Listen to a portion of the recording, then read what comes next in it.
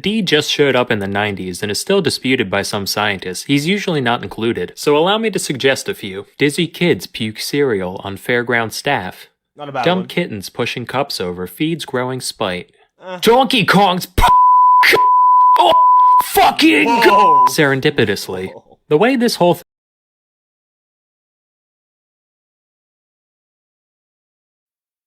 Alright, so today we're going to be reacting to Sam O'Neill Academy, and we're going to be reacting to the one... We're reacting to animal scientific names and where they come from. Do the one with Michael Jackson. Why can't you just watch it on YouTube? YouTube has been lagging all day, brother.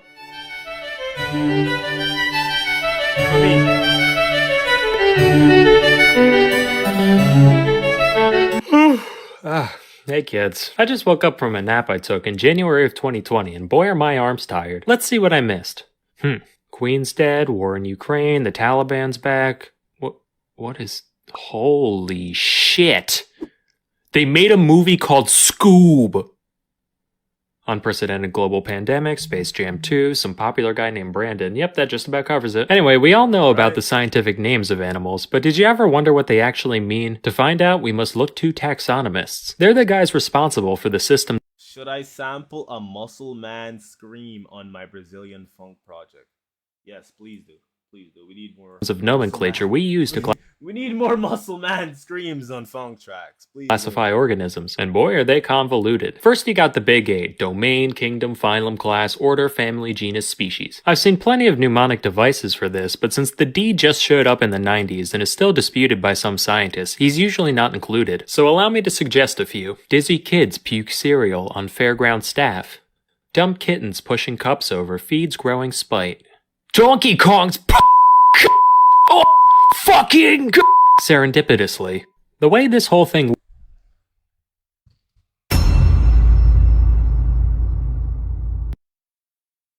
What was that? D just showed up in the 90s and is still disputed by some scientists. He's usually not included. So allow me to suggest a few. Dizzy kids puke cereal on fairground staff. Not a bad Dumb one. kittens pushing cups over feeds growing spite. Donkey Kong's oh, fucking serendipitously. The way this whole thing works differs slightly depending on which kingdom you pick. So today we'll be sticking to the animal one, cause that one's the coolest and I'm in it. So what constitutes each taxon is pretty arbitrary. They basically just serve to act as another set of branches in the tree that taxonomists build. The one exception is species, which is generally defined as any group of animals that can have babies with each other that aren't sterile freaks. Mule. Hey, bruh. Porm? What's porm? Liger, Zedonk, Skunk Ape, they can live fulfilling lives, but they're all shooting blanks, so they don't count. On the other hand, in our innumerable trespasses against God, we can make things like Chidanedanes. Guys, we are, you know, we're the most dominant species on Earth. I'm gonna let you guys know. So I'm gonna give you guys a real one. Humans are the most dominant species on planet Earth because we have the biggest balls. We have the most cum. We're just cum dumpsters! Woo!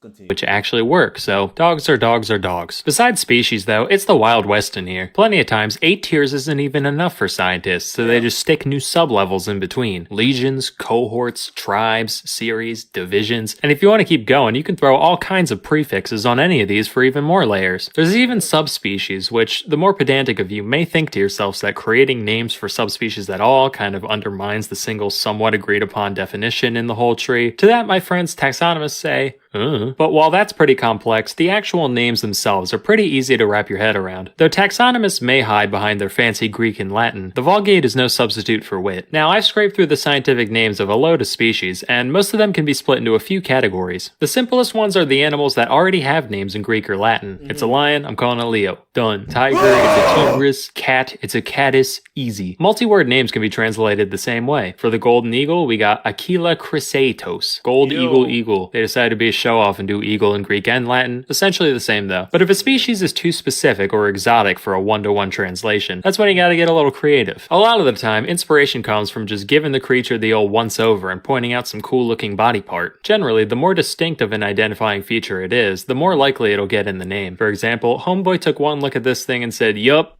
red triangle slug. Yeah. I'm going on break." We call this thing a fucking... I mean, let's be honest. Like, what else is it? Like, come on, bruh. unicorn, almost like that means one horn or something. Also, some guy deadass looked at an octopus and said, well, all they got is heads and feet. I'ma call them headfoot. And now biologists everywhere say cephalo...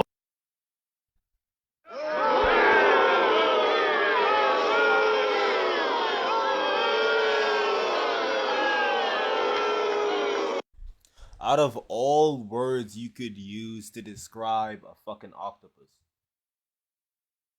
you could have said the 8-legged brain. That would sound cooler. The 8-legged brain. That sounds like, oh, some type of like some type of creature made in a lab. Headfoot? Come on, cuh. pod unironically. Matter of fact, if it's got feet, chances are that's part of its name somewhere. You got 4 feet, 6 feet, 8 feet, 10 feet, 2 feet, equal feet, both feet, double feet, stomach feet, lip feet, sucker feet, wing feet, big feet, slow feet, or feet, both feet, joint feet, no feet, 10,000 feet, cow's feet, spade feet, cat feet, small feet. If it doesn't look that interesting, another thing to point out is where you found it. This could be a territory like American bear or Siamese crocodile, or just a habitat like woods macaque or toilet rat. But that's boring. We need to look at the men behind the magic and what drives and motivates them. Now, if there's one thing that the scientific community loves, it's clout. And there's no better way to go down in history than plastering your own name on... The scientific community loves clout. The music community loves... The art community loves clout. Political community loves clout. Just be honest, bro. Fame is just something a lot of humans like. Some shit you found. But not all fields have the same volume of things to scribble the old John Hancock over. On the one end, you got physicists just making up their own slightly different form of ionizing radiation measurement. And even then, only the top dogs got away with it. Now zoology, any little goober flouncing through the underbrush could say, this one has 13 spots, but the one in the book's only got 11. I will call him Splinkus's ladybird. Alternatively, plenty of biologists have given shoutouts to their contemporaries, both other biologists and those across the academic gamut, from geologists to physicists to explorers and more. Naturally, Darwin's got a shitload, but even the background characters get immortalized one way or another. Who are Thomson, Grant, Summering, Erlanger, Speke, and Cuvier? I don't know, but they've all got gazelles, so they must be pretty cool. Of course, other times, the name checks go to people who had fuck all to do with anything except for one taxonomist being a fan of theirs. Plenty of popular celebrities have species named after them, but since all the big cute stuff was found and branded a while ago, most of these idols... Did you guys know that my name in Latin means goat? Like the goat? Yeah, now you know, man. Now you know. No, you know. Are commemorated through repulsive little invertebrates. You got Scaptia, Beyonce. Guys. The only similar... Guys in the comments, stop it. I'm human just like you. Please stop glazing me. You don't have to keep glazing me. Continue, please. Please continue. You don't have to, though. Clarity I can gather here is queen bee, looks like a bee, both not a real bee. There's Anomphilus gregarius, an old stone named after an old stone. In 2007, one Jason Bond, a professor of biology at UC Davis, dubbed this little dude Myrmecia Neil Young. Jason Bond. James Bond's uncool brother. Bro, having the last name Bond and your parents giving you the name Jason has to be one of the pussiest moves of all time. I'm looking at that father, and I'm not gonna call him a pussy because we're gonna be respectful. But I'm just gonna shake my head in fucking disappointment. Chat, everyone in the chat, just put shakes head in disappointment at Jason Bond's dad, because we're all disappointed right now. You had the perfect opportunity and you squandered it. To honor his favorite musician, which caused my man Stephen Colbert... If your dad's name is James Bond, make him James Bond Jr. You know what I mean? to go on TV and profess his utter indignation at not having a spider named after himself. So naturally, the next year, Bond actually went on the Colbert Report to announce the naming of apostachus Stephen Colbert. So, if that gives any of you epic biologists out there any ideas, you know, I wouldn't be opposed. Please, I would do anything. For the love of God, I'll even take a lichen. The world of politics is by no means immune to this phenomenon. Obama alone has fucking 9, as do a load of other presidents. Trump's got a moth with funny hair, Bush. Wait. So the presidents and famous people just get animals name, bro. If y'all, bro, I'm telling y'all right now, bro. My name in Latin has something to do with goat. The same for dragons, bro. It's a Komodo dragon. Same for that, bro. Like, you know what I mean? Big 13. Shout out to the 13, man. You know what I mean? Has a fungus beetle, Reagan's a wasp, Carter's got a darter, and so forth. Even Austria's most famous painter got the honor through this blind cave beetle. Mind you, it was 1933, so you can only blame the guy a tiny bit. Hitler actually wrote him a letter saying, "Oh, thank you, my little entomolomensch," and then went on to do, you know, Hitler things. Fun fact, not only was this beetle stuck with just about the worst name you could have. Yeah, I ain't gonna lie, bro. Like, how much money would it take you guys in the comments right now watching this video to name your son Hitler? How much money would it take? Be honest now. Now, don't be lying. I know some of y'all niggas out there would do it for free. But how much money would it realistically take to name your kid after Hitler? Let me know in the comments. It's also now facing extinction solely because of its value to Nazi memorabilia collectors. Guess old habits die hard. Oh, fictional characters have their fair share of species under their belt. On the topic of evil beetles, this one's named after Darth Vader because he kind of looks like his helmet, I guess. This was actually named by the same guy who did the Bush one and belongs to the same genus. There's also this mite, genus Darth Vaderum, which is a lot more accurate and frightening. In 2012, a single bone from above the eye socket of a hitherto unidentified theropod dinosaur was being studied. And suddenly, under the light of the full moon, the guy working with the specimen had his neck covered with hair and his lips clench into a pog and his endocrine system fill with soy, and he said, "It's just like the eye of Sauron." And then he started chewing on Funko Pops and sweating cream of and snorting G Fuel and shitting D20s everywhere until the prostate stimulation made him. The dino's genus is now Sauroniops, from Eye of Sauron. This spider was named after Godric Gryffindor because it looks like the Sorting Hat. SpongeBob has not a sponge, but a fungus. The legendary birds from Pokemon each have their own, you guessed it, beetle, and the list goes on. Scientists are nerds. Who knew? Anyway, while this all seems kind of chaotic, there is some method to the madness. One rule is the principle of priority. This states that once somebody publishes their chosen name for a species for the first time, that's the name, and other taxonomists typically can't change it. This has led to plenty of misnomers coined by whoever got their foot in the door. Well, too bad. I'm gonna be changing the name of the goat and a Komodo dragon. Deal with it, buddy.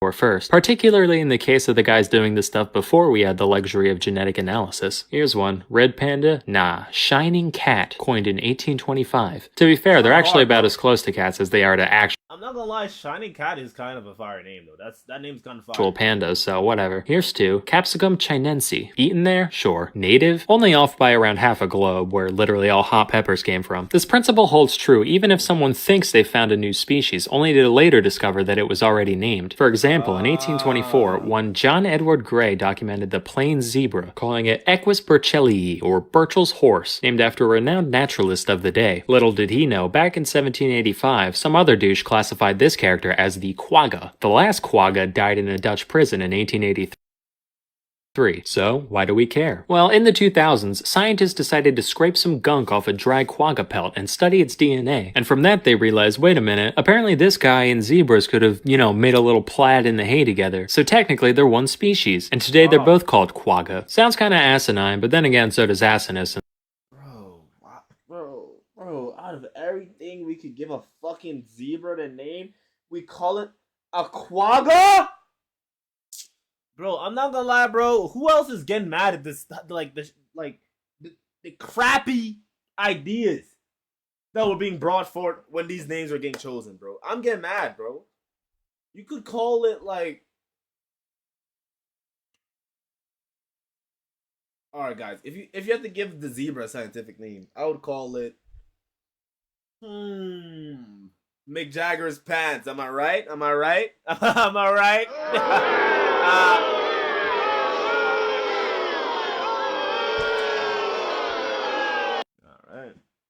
And and that worked out fine. Just to maintain the distinction, the extinct subspecies was renamed quagga quagga, so you know it's the real quagga. This double naming convention has been done with a lot of subspecies, in fact. Wild horse, spotted panther, or my favorite, gorilla. Just like, yeah, it's the gorillest gorilla that ever gorilled. Fuck you want from me. A closely related rule also states that the names of all tax whichever scientist gave the gorilla, like, bro, instead of calling it gorilla, this is why y'all, bro, this is why some, like, black scientists should have, like, some help and some leeway in helping choosing these names, as well as, you know, scientists from other races, because a nigga like me, I would have just said, yo, this is the gorilla 3 times or times 3. You know what I mean? Gorillas. I was like, nah, for real. Oh, man. to have to be unique. So if 2 people coincidentally name any taxon the same thing, the older one gets to stay and the new one gets the boot. Like if you saw a genus called echidna, you'd think it was, you know, an echidna, right? Well, no, that'd make too much sense. For a while it was true, from 1797 to 1811. Then it was pointed out that someone else already called a genus of moray eels echidna back in 1788. So the real echidna had to be changed to tachyglossus, or quick tongue. Then a decade later, a dude did the same thing for a genus of vipers. Another 22 years. No, see, I'm petty, so I would have called it. This would have been the echidna, and then this would have been the real echidna. So DAREAL echidna. I'm not spelling echidna, even though it's right up here. Fuck you guys.